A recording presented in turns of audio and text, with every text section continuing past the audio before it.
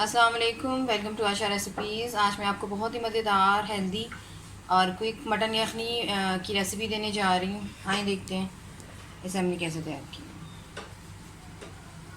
शुरू करते हैं बिस्मिल्लाहिर्रहमानिर्रहीम से।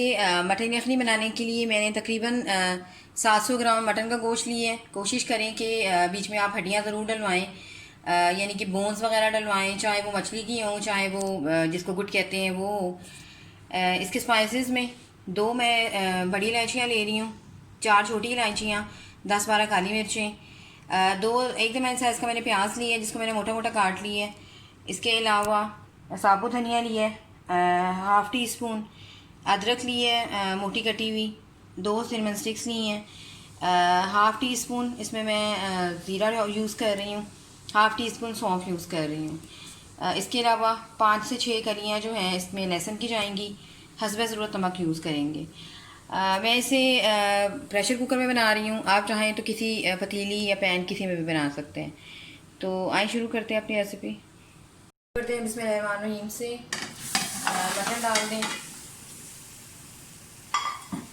तकरीबन 7 गिलास में पानी डालूंगी इसमें, और फिर जितना आपने इसको यानी कि यखनी रखनी होगी उसके हिसाब से हम पानी रखेंगे। तकरीबन आधा पानी जो है मैं ड्राई करूँगी।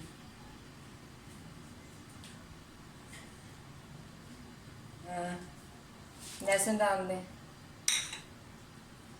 अदरक डाल दें, प्याज डाल दें, सिनेमन स्टिक्स, छोटी इलायची, बड़ी इलायची, काली मिर्च और साबुत धनिया,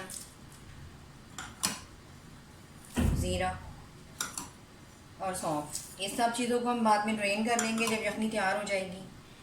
नमक,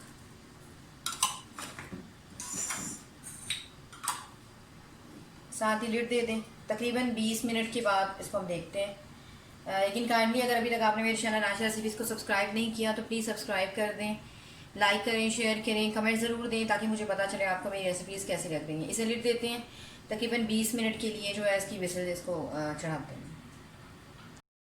सॉरी उस वक्त मैं भूल गई, हल्दी लाजमी डलेगी इसमें, तकरीबन हाफ़ टी स्पून हल्दी। हल्दी जो है वो सबसे ज़रूरी चीज़ है यखनी में।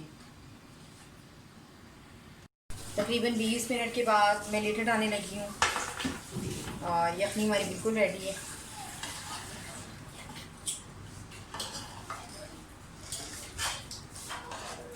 उम्मीद करती हूँ मेरी आज की रेसिपी आपको पसंद आएगी। अगर आपको मेरी रेसिपीज़ पसंद आ रही हैं तो प्लीज़ मेरे चैनल आशा रेसिपीज़ को सब्सक्राइब कीजिए, लाइक कीजिए, शेयर कीजिए। इसे डिश आउट करती हूँ, आपको दिखाती हूँ। अगली रेसिपी तक के लिए अल्लाह हाफ़िज़।